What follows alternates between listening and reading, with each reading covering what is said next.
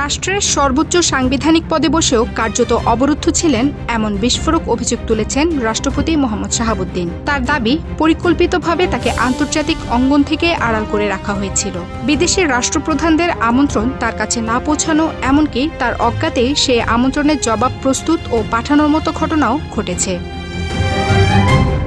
সম্প্রতি বঙ্গভবনে দৈনিক কালের কণ্ঠকে একান্ত সাক্ষাৎকার দেন রাষ্ট্রপতি মোহাম্মদ শাহাবুদ্দিন।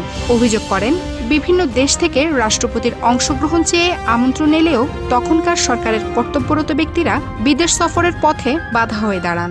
অন্তত দুটি দেশের আমন্ত্রণের বিষয়ে তিনি জানতে পেরেছিলেন।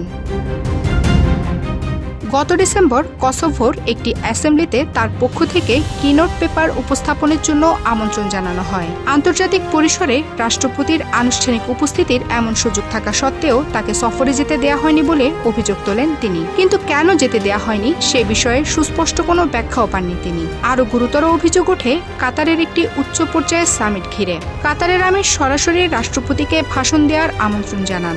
আমন্ত্রণটি ছিল একান্তই রাষ্ট্রপতির জন্য, বিকল্প প্রতিনিধি পাঠানোর সুযোগ ছিল না। কিন্তু এখানে নেওয়া হয় ভিন্ন কৌশল।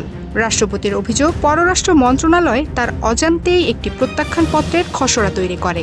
সেখানে লেখা ছিল, রাষ্ট্রীয় জরুরি কাজে অত্যন্ত ব্যস্ত থাকার কারণে তিনি সামিটে অংশ নিতে পারছেন না।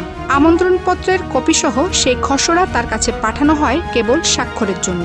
অর্থাৎ সিদ্ধান্ত হয়ে গেছে, রাষ্ট্রপতিকে শুধু তাতে সিলমোহর দিতে বলা হয়েছে।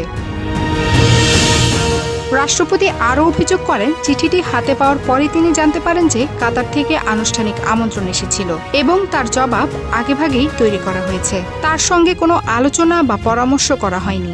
বিষয়টিকে তিনি শিষ্টাচার বহির্ভূত আখ্যা দিয়ে পাল্টা চিঠিতে তীব্র প্রতিবাদ জানান এবং ভবিষ্যতে এ ধরনের পদক্ষেপ না নেওয়ার জন্য সংশ্লিষ্টদের সতর্ক করেন। তবে সেই চিঠির কোনো জবাবও তিনি পাননি।